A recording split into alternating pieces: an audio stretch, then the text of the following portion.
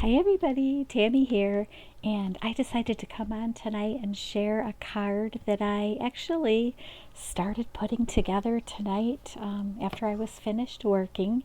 I'm back to work after a nice week off. Um, I usually don't create on work nights because I'm just too tired. But I guess the vacation was good for me because I'm rejuvenated and have lots of energy after working all day. So I have a coworker. There was pressure behind this card. I have a coworker. Her birthday celebration is tomorrow, and that just snuck up on me. And I think it's just because I was off, last week, and um, I'm just the calendar. It didn't even occur to me that her birthday is July 11th. So, anyways, I got a heads up today that we're all doing a lunch tomorrow with her for her birthday. So she is my fellow Alice in Wonderland fan in the office. So last year I created a birthday card for her using the Stamperia. I think I combined both collections. So I, got into my Alice vault and, knew I had other paper collections, but I just couldn't remember which ones. And I came across this one. And let me find, and this is the first time that I am using any of the papers. And I think I've had this collection for, I want to say a couple of years. I'm trying to find the title page. Yeah, here it is. So I believe it, I don't know how to say that. I think it's Asuka or something like that. Um, let me look and see if there's a year. I think I've had it for a couple of years. Oh, 2022. Okay, so I probably just got this last year. But it's called Wonderland, and it's very, I think I would say steampunkish, like a steampunkish Alice. So and my coworker, she will love kind of the darker side, of Alice. So this card will be perfect for her. And I actually can't believe that I had some steampunky type things in my. I have a drawer with a bunch of metal stuff, and most of them are like the filigrees and the corners and stuff like that. And then I came across this whole little section that has all the gears and the clocks, and I did sneak in a little kind of ornate circular piece there. But yeah, and the gears were in all different colors, and so that was a nice surprise. And I think I had bought a D-stash from somebody. She was like moving and cleaning out her craft room, so she had like big boxes, the largest priority mail boxes you can send out, and she was just filling them with all sorts of stuff. And I remember when I bought the D-stash, because she had things in there that I wanted and her prices were great, I remember she had like this separated container. I should show it to you. It's right here. She had this, and it's called Craft Mates, and it's just all pretty much all steampunk type stuff in here.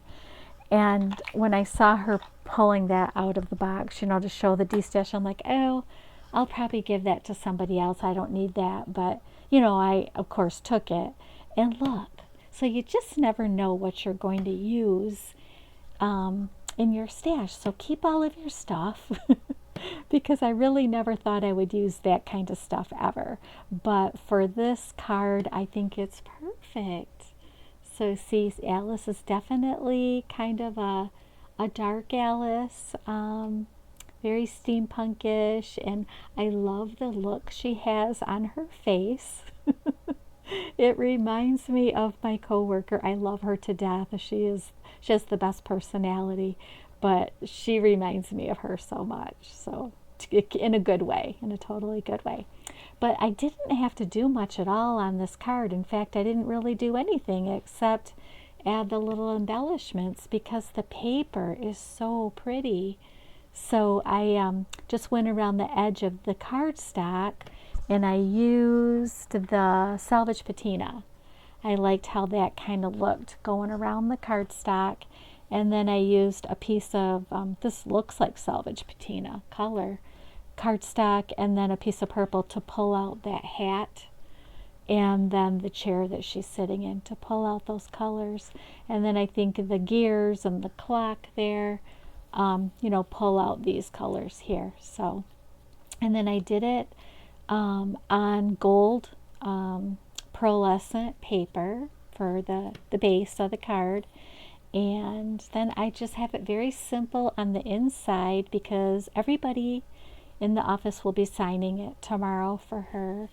And I have to remember to take a sheet of paper to lay across this. I wanted to keep the gold. I didn't want to cover this up. I don't know why, but last time I did a card on this kind of pearlescent paper, somebody used a not Sharpie marker to sign their sentiment, and then they closed it.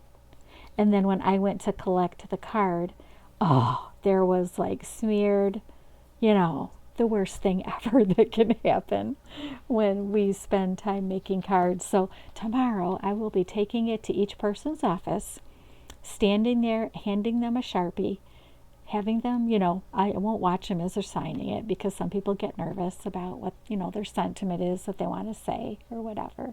But then I will just tell them don't shut it, and I will take it and I will let it dry before I put it in the envelope. So we won't have any more smearing over here like last time. But yeah, this is a little stamp from one of the Alice stamp collections. And let's see, it's the Stamperia. They have like 3 or 4 Alice stamp collections, so I have all of them.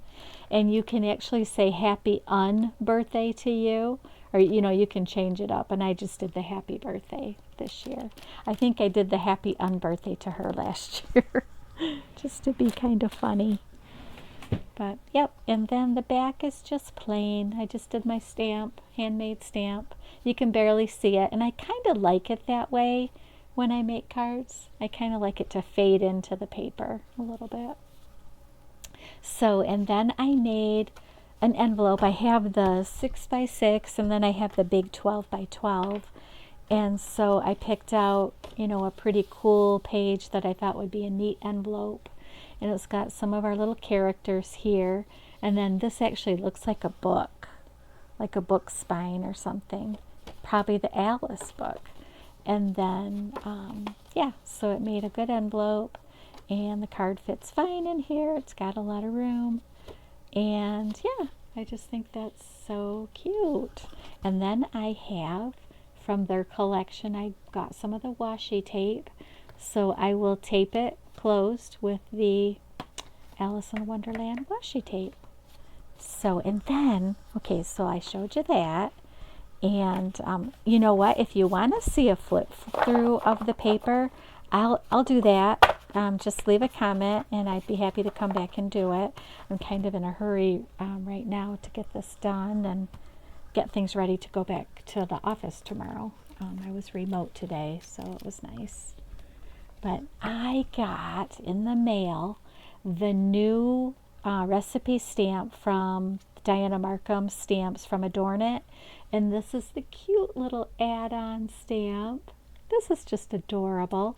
And I couldn't remember if I showed this one yesterday when I uploaded, or was it Saturday? Whatever day I uploaded the Saturday morning makes. I can't remember if I showed this because I did get this stamp on, I believe it was Saturday, or maybe it was Friday. But it's no peak beef, and boy, that sounds really good. Really good. I make a similar recipe using a crock pot, but I'm going to try this. She does it in the oven.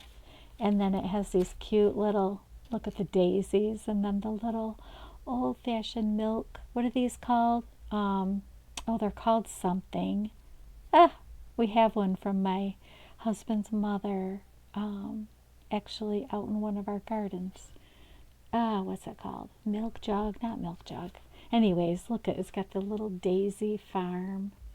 So cute. So I was excited that I got both of these now and I can create something fun. So, okay, I think that's it. I just wanted to do a quick card share, and I hope you all have a great week and find some time to make something, create something that makes you happy. Until next time, I will talk to you later. Bye-bye.